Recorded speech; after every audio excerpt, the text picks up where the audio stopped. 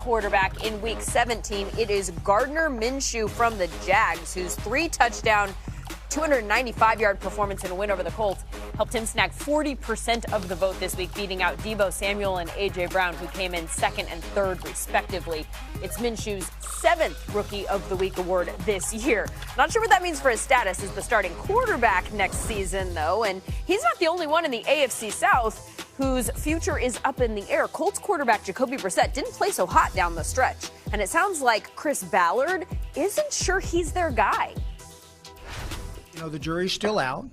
That's why we did the short-term deal with Jacoby, both from a standpoint of, one, to give us some security that we knew we had a player we liked and could go forward with, but also, two, to see where we're going to, time for us to figure out if he is the guy. I'll say this, right now, yes, Jacoby is our starting quarterback. Right now, yes, but the jury's still out. David, I'm going to put you on that jury. What is your verdict? Should they stick with Jacoby? Well, I think Chris was brutally honest. He just told it exactly like it is. And I think it's exactly like you see when you watch Jacoby play. I actually like Jacoby Brissett a lot. I think that he has probably more ability than people give him credit for, because for so long you watched Andrew Luck play, and he has an elite level ability. But Jacoby has a big arm. He's accurate. He knows what to do. I think he's a good leader. I hear him say all the right things in the press conferences and watch him on the sideline, and his demeanor there looks great. The only thing that bothers me is occasionally, just for an example, I was watching the Oakland Raiders play them earlier this year, and they're right there. They're kind of moving the ball up and down the field, and I'm thinking, man, it's going to be a tough out. And then he throws just a blatant late pick six to Eric Harris right here. He stares down at his receiver. It's a pretty simple read, pretty simple throw. You make it when you're literally in high school, and then he makes that turnover, and that pretty much sealed the game for the Raiders, and they were able to steal that game up there in Indy.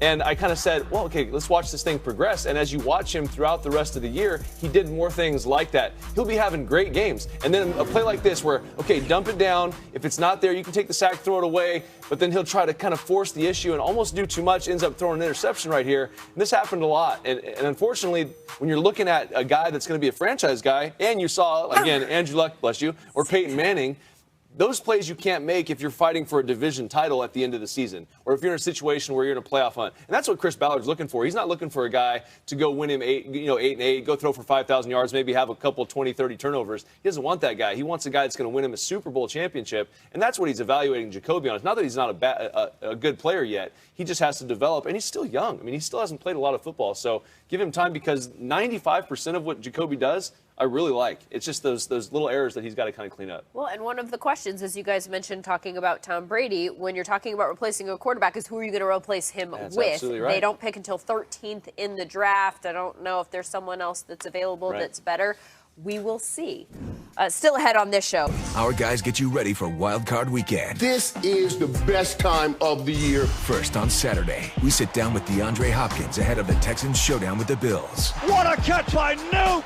Plus, we take a look at the plays of the year. Holy Toledo! Unbelievable! Then on Sunday, Carson Wentz tells us what it will take to lead the Eagles on another magical run. They have to scare. Micah Hyde, really good safety. Great leader back there at the safety position. Don't get no better than this. Let's get it. Brady going to throw. Fires into the end zone. Intercepted. Micah Hyde with the interception. Everybody in their mama picked up the news. They ain't going to forget about that. Fumble the ball, and the Bills pick it up. Clean shot there from Micah Hyde. Broken up by Micah Hyde. He drilled him. Love the aggressiveness. Ball comes out. It is picked up by Hyde. Great play by Micah Hyde. Big hit. Hyde laying the wood. Caught by Micah Hyde in the air, and he's going to run the other way into the end zone. Touchdown. Pretty good year for Micah Hyde and his Buffalo Bills in the playoffs for just the second time in 20 years. And I'd imagine the fans there in Buffalo are pretty pumped for it. Yes, they are. Yes, they are. I'm sure it's, the game's obviously in Houston this week, but I'm sure the Bills Mafia is going to travel pretty well down there. How about the locker room? What's the vibe in there? Everybody's excited. It's playoff time. A lot of guys, we have some vets on this team that have been in the playoffs, but a lot of guys haven't been. So, we have a young football team, but we're excited.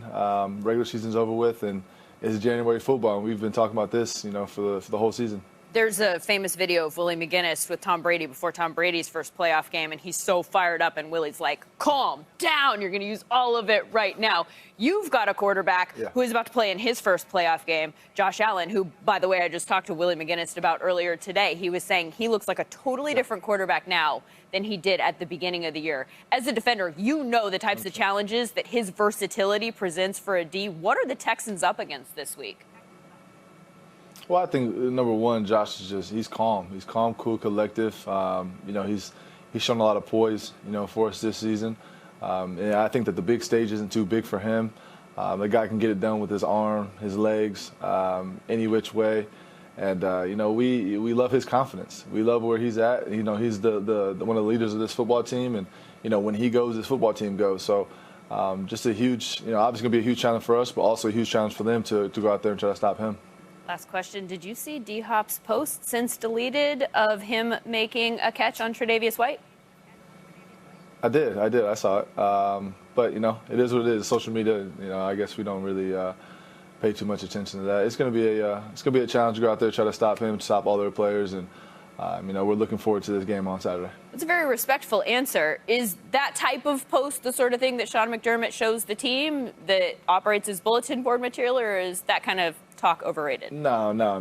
That's yeah. We don't really dive in deep to that stuff. We got to worry about what we can control. We got to go out there each and every day and get better. And it's a process throughout the week. And come Saturday, we're playing our best football of the week, best football of the season, and it'll give us the best shot to win. That is Bills Texans Saturday, 4:30 Eastern on ESPN. Micah, good luck and thanks for joining us. Thank you so much for having me. I appreciate it. As for the other games this weekend, NFC matchups are on Sunday, and the other AFC matchup is Saturday night. Titans-Patriots at 8:15 Eastern on CBS. Patriots playing on Wild Card Weekend for the first time since 2009, and they've got this week's FedEx Air player to thank for that.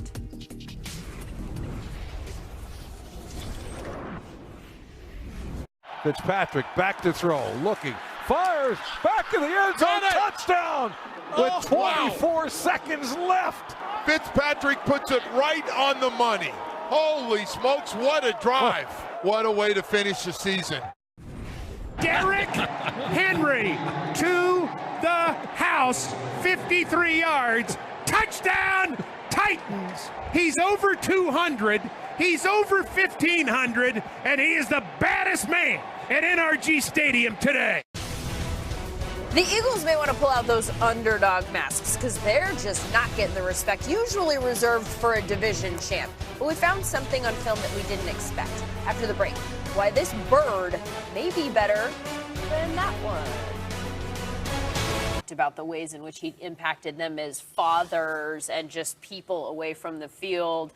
Gerald McCoy said that the Redskins players, this was the best thing that was ever going to happen to them in their career, which is very high praise. Willie McGinnis, Joe Thomas, what do you think of this move? Do you think this is the right person to turn things around in Washington? Yeah, you heard it right there in that press conference. You said, hey, we're going to have expectations and things are going to be done a certain way around here or you're not going to be here. And that's the type of mentality you have to have if you want to change the culture of an entire organization. You want to build a foundation, a winning culture right there. You need somebody who's unwavering in their beliefs and who's going to ask everybody, you're jumping on board with me or you're going somewhere else. And you talk about a man that's going to come in there and earn the respect as soon as he walks through the front door, just because of who he is and what he stands for. But you talk about affecting and changing people's mindset, team over individualism, everybody buying in. He talked about competition at every single position, even at the quarterback position, whether it really is or not. You have to be able to understand. You have to feel like that throughout the locker room. And you mentioned culture and all those things. What is culture? What is it? It's getting a bunch of men with big egos, alpha males, or whatever you want to call it, to buy into something, not for them, but for the team, and moving forward and understanding this is the way we have to do things. Now, he's going to have that respect initially. You got to go out. You got to win. You got to bring in vets. You got to draft well. You got to have a core group of men in the locker room that's going to kind of push what you're saying and be team leaders and all those different things. But I think this is the perfect guy for this job. I think he really understands what he needs to go in and do. He dealt with those personalities in Carolina for so many years. And he's been able to weather storms and teach football and be successful. What's his first item of business here? Well, the first thing I think he needs to do is sit down with Trent Williams, his left tackle who didn't play last year, and convince him that, first of all, you want to stay and be a Washington Redskin, and you want to play for me, because I'm the type of guy that can turn this thing around, and you want to be part of this turnaround when I'm here. And I think a big move was getting rid of Bruce Allen. They got rid of their trainers, which were a couple of the issues that Trent Williams had when he was dealing with that medical issue last year. But now it's up to Ron Rivera to be the persuasive guy that he is, to sit down with Trent Williams and say, look, I know you had a problem with Dan Snyder and how he handled your injury, but you know what? It's going to be all right. I'm in charge now. Things are going to happen a lot differently than they have in the past. You can believe in me. And I got to play for Ron Rivera in the high-stakes Pro Bowl, let me tell you. But even in that setting, just sitting down and talking with him, you realize how much respect he commands right away in that locker room. He's a former player. He's sat in your seat. He's walked.